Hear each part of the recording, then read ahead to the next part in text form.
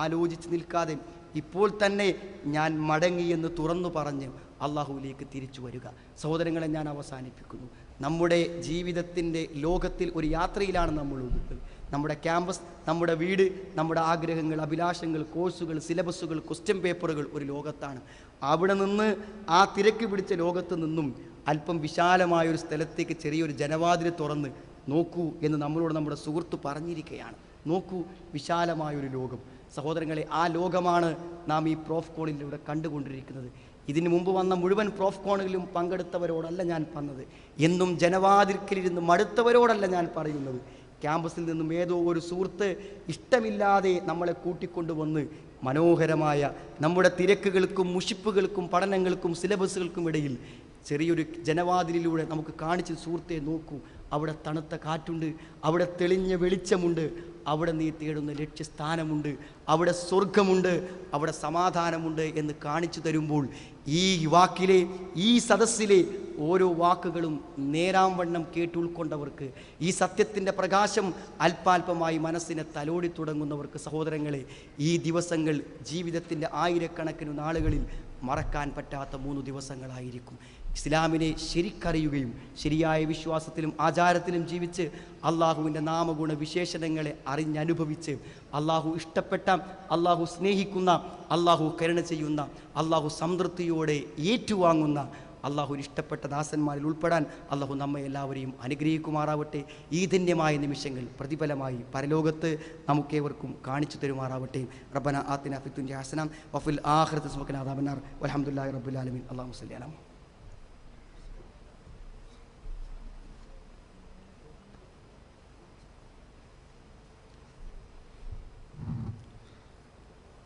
സുഹൃത്തുക്കളെ, സഹോദരങ്ങളെ, വിശ്വാസത്തിൻ്റെ പ്രതിഫലനം ഇങ്ങനെ നമ്മുടെ ജീവിതത്തിൻ്റെ ചെറുതും വലുതുമായ രഹസ്യവും പരസ്യവുമായ മേഖലകളെ സ്വാധീനിക്കണം എന്നതിൽ നമുക്ക് വളരെ മിഴിവ് ലഭിച്ച, നമ്മുടെ ജീവിതത്തെ പിടിച്ചു കുലുക്കുന്ന ഒരു സംഭാഷണമാണ് ഇവിടെ നടന്നത്. അല്പസമയം ഇതിൻ്റെ വിശദാംശങ്ങൾ ആവശ്യമുണ്ടെങ്കിൽ അതിനുവേണ്ടി നീക്കിവെക്കുകയാണ്. ആൺകുട്ടികളുടെ ഭാഗത്തും പെൺകുട്ടികളുടെ ഭാഗത്തും ഈ വിഷയവുമായി ബന്ധപ്പെട്ട പ്രായോഗികമായി നിങ്ങൾ അനുഭവിക്കുന്ന കാര്യങ്ങളിൽ എന്തെങ്കിലും ഒരു കൂടുതൽ വിശദീകരണമോ സംശയങ്ങളോ ഉണ്ടെങ്കിൽ അതിവിടെ ഉന്നയിക്കാവുന്നതാണ്.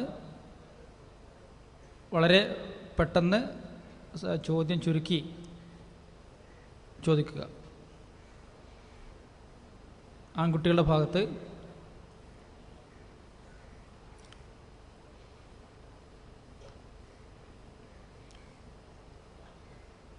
ഒരേ സമയം പെൺകുട്ടികളുടെ ഭാഗത്തു നിന്നും സ്വീകരിക്കാവുന്നതാണ്. ഇലിയാസ്.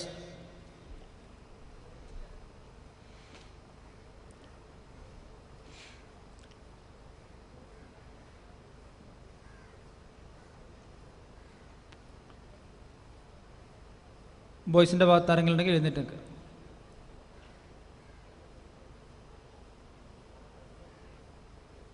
ഗേൾസ്.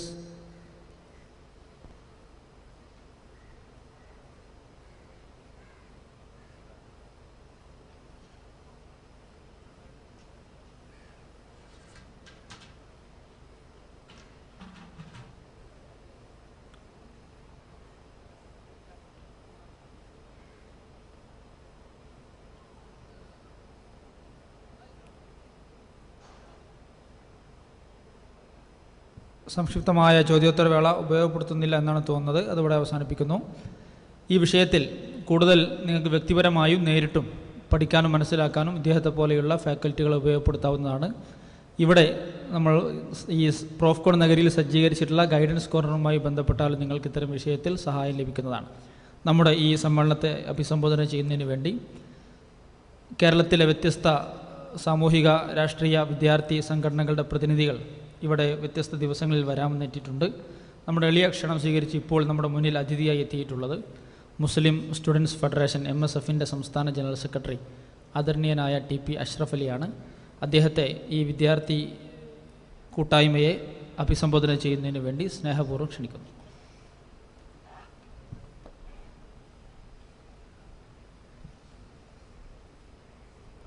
സമാദരണീയനായ സുഹൃത്ത് സാബിർ നവാസ്, പ്രൗഢഗംഭീരമായ ഈ സമ്മേളനത്തിൻ്റെ വേദിയിലുള്ള ബഹുമാന്യനായ നേതാക്കന്മാരെ, സുഹൃത്തുക്കളെ, അസ്സലാമു അലൈക്കും. MSMൻ്റെ ഈ പ്രോഫ്കോൺ എന്തുകൊണ്ടും കേരളത്തിൽ ചർച്ച ചെയ്യപ്പെട്ട ഒരു സമ്മേളനമാണ്.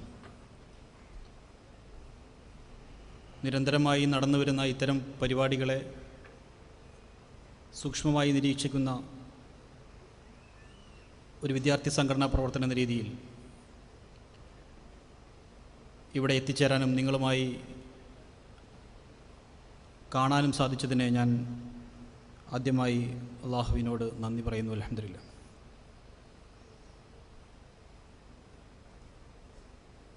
കേരളത്തിലെ മാത്രമല്ല ഇന്ത്യയിലെ തന്നെ പ്രൊഫഷണൽ വിദ്യാർത്ഥികളുടെ ഒരു സംഗമമാണ് ഇവിടെ നടന്നുകൊണ്ടിരിക്കുന്നത്.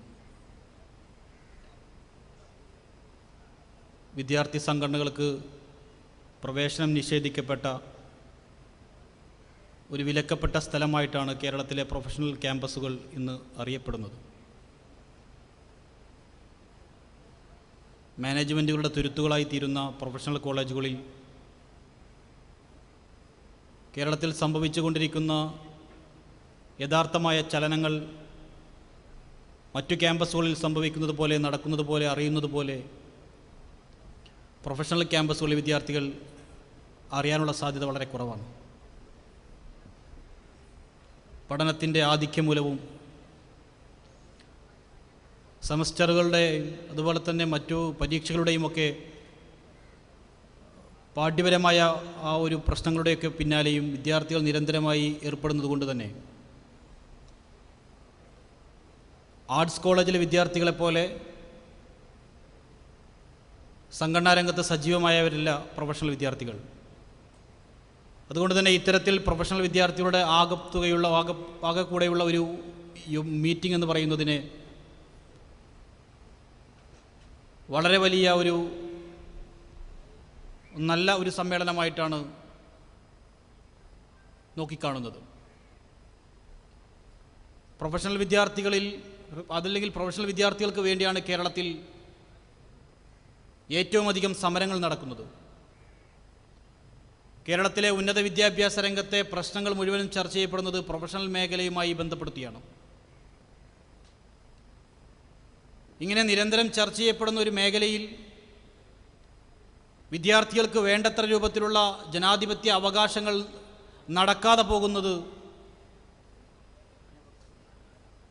വളരെയധികം ഖേദകരമായ ഒരു പ്രവൃത്തിയായിട്ടാണ് ഞാനൊക്കെ നോക്കിക്കാണുന്നത്. വിദ്യാർത്ഥികളിൽ പ്രൊഫഷണലിസം വർദ്ധിക്കുമ്പോൾ വിദ്യാഭ്യാസത്തിൻ്റെ മാനവികമായ മൂല്യങ്ങൾ തകർന്നു പോകുന്നുണ്ടോ എന്ന് ചില ക്യാമ്പസുകളിലേക്ക് പ്രവണതകളെ മനസ്സിലാക്കിയതിൻ്റെയൊക്കെ അടിസ്ഥാനത്തിൽ വിലയിരുത്തപ്പെടുന്ന ഒരു കാലഘട്ടത്തിലാണ് പ്രൗഢഗംഭീരമായ ഇത്തരം സമ്മേളനങ്ങൾ നടക്കുന്നത്. ഈ സമ്മേളനങ്ങളിലൂടെ നമുക്ക് പൊതുസമൂഹത്തോട് പറയുവാനുള്ളത് കേരളത്തിലെ പ്രൊഫഷണൽ വിദ്യാർത്ഥികളും അതേപോലെ തന്നെ മറ്റ് വിദ്യാർത്ഥികളുമൊക്കെ സമൂഹത്തിൻ്റെ നന്മ കണ്ടുകൊണ്ട് സമൂഹത്തിൻ്റെ ഗുണപരമായ മാറ്റത്തിന് വേണ്ടി പ്രവർത്തിക്കാൻ സ്വയം സമർപ്പിതരാവാൻ തയ്യാറാണ് എന്ന ഒരു വലിയ സന്ദേശം സമൂഹത്തിന് നൽകുമ്പോൾ ആ സന്ദേശത്തിൽ